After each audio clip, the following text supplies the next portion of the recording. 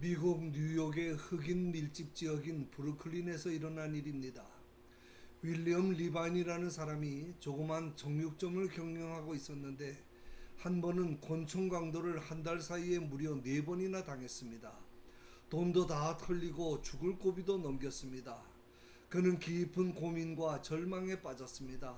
장사를 그만두어야 하나, 그만두자니 당장 가족들의 생계도 문제고 계속하자니 언제 또 강도를 당할지 불안하고, 그래서 고민 끝에 다른 직업을 구할 때까지만 더 하기로 하고 그 대신에 방탄조끼를 하나 직접 만들어 입었습니다.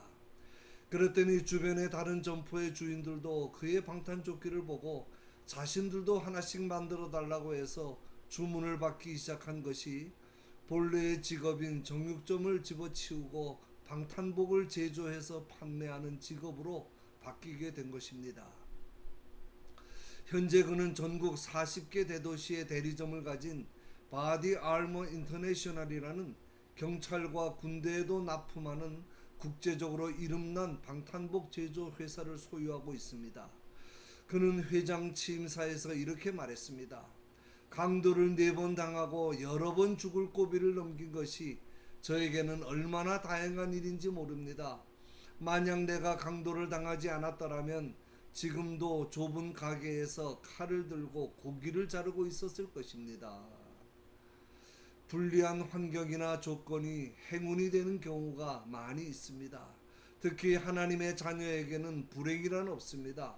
하나님은 모든 일을 합력하여 선을 이루시는 분이기 때문에 그의 자녀들은 어떠한 경우에도 낙심하거나 절망할 필요가 없습니다. 이스라엘 나라에 기스라는 사람이 살았습니다. 그는 목축업을 하고 있었는데 어느 날 암나귀를 몇 마리 잃어버립니다. 목축업을 하는 사람에게 있어서 양이나 소나 나귀는 잃어버려서는 안 되는 귀중한 재산입니다.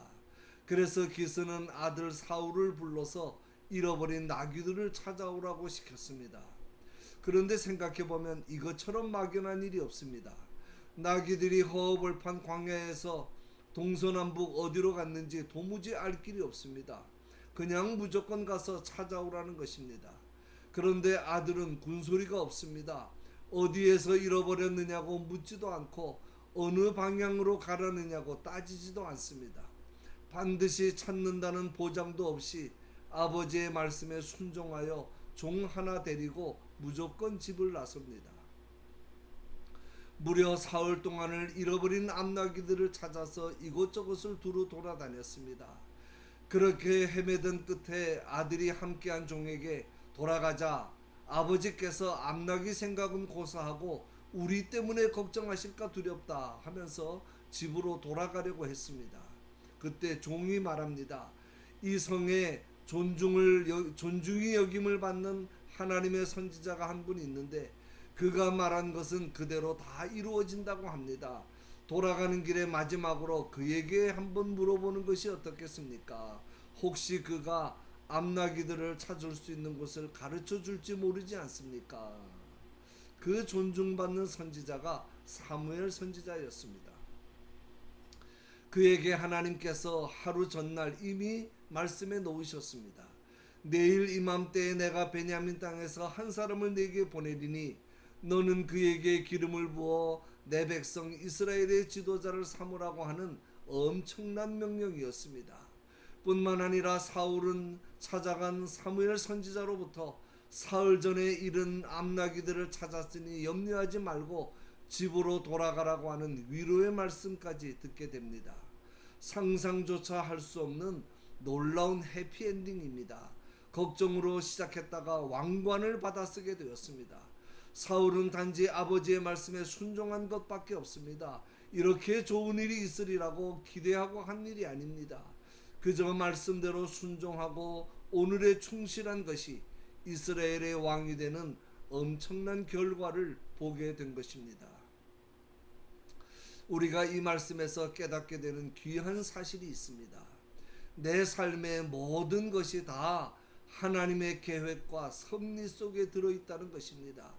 기스가 암나귀들을 잃어버린 것도, 그가 나귀들을 찾아오라고 아들을 보낸 것도, 사울이 며칠을 돌아다녔지만 못 찾고 고생만 하게 된 것도, 마지막으로 선지자를 찾아가 보자는 종과 동행하게 된 것도 다 사울로 하여금 사무엘을 만나게 하시려는 하나님의 계획이었던 것입니다. 로마서 11장 36절이 성경 전체의 요절입니다. 이는 만물이 주에게서 나오고 주로 말미암고 주에게로 돌아감이라 영광이 그에게 세세에 있으리로다. 시작도 과정도 결과도 모든 것이 하나님의 뜻과 손에 달려 있다는 말씀입니다. 또한 하나님께서는 우리의 모든 것을 아십니다. 마태복음 6장 32절에 너희 천부께서 이 모든 것이 너희에게 있어야 할 줄을 아신다고 말씀했습니다. 하나님께서는 다 아십니다. 창조주가 피조물을 어찌 모르시겠습니까?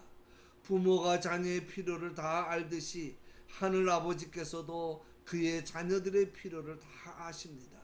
내 형편과 처지도 다 아시고 내 과거와 현실과 앞일도 다 아십니다. 그가 내게 대하여 베푸시는 역사에는 우연이 없습니다.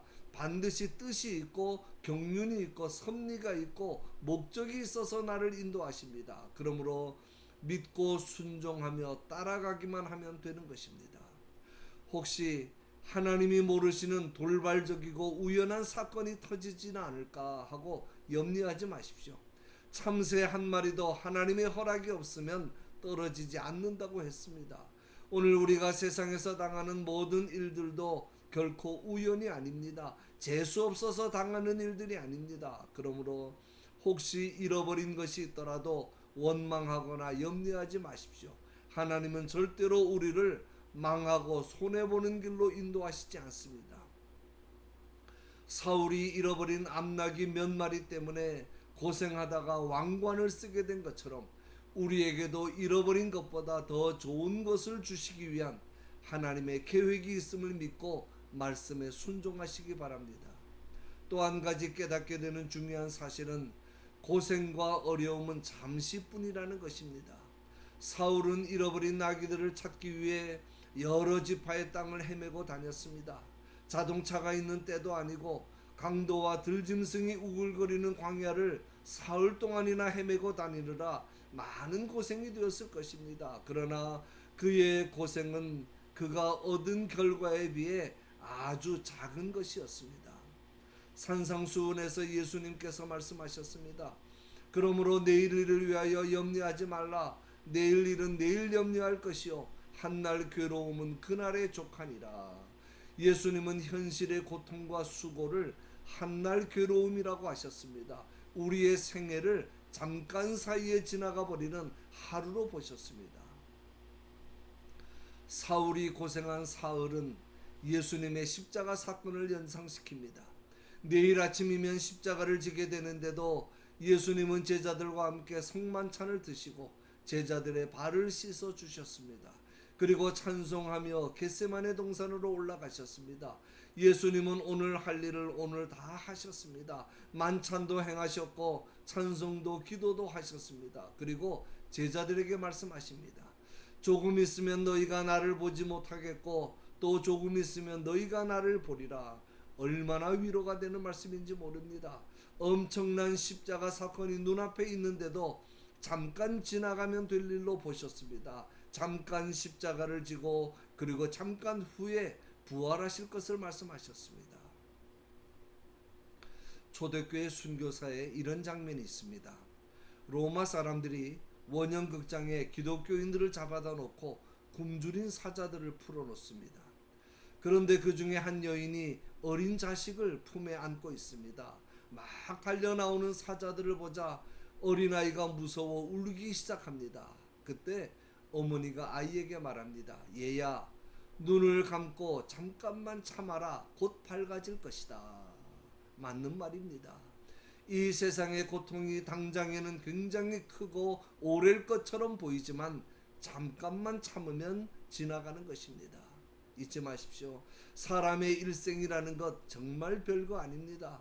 영원한 시간 속에 존재하는 하나의 점보다도 작은 것입니다. 잠깐 사이에 순간처럼 지나가 버립니다. 베드로 사도도 권면합니다. 너희가 이제 여러 가지 시험을 인하여 근심하게 되지 않을 수 없었으나 오히려 크게 기뻐하도다. 이 어려운 현실을 통하여 주시고자 예비해 놓으신 놀라운 복이 있기 때문입니다. 결론입니다. 지금까지 내가 잃어버렸다고 생각되는 것 때문에 염려하거나 억울해하거나 절망하지 마십시오. 좀 거시적인 안목을 가지고 나를 향한 하나님의 섭리를 보시기 바랍니다.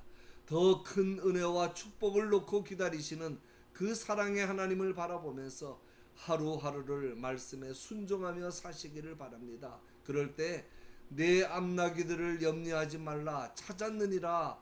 내가 이제 이스라엘의 왕이 되어야 하리라 하시던 하나님의 복된 음성을 듣게 될 것입니다.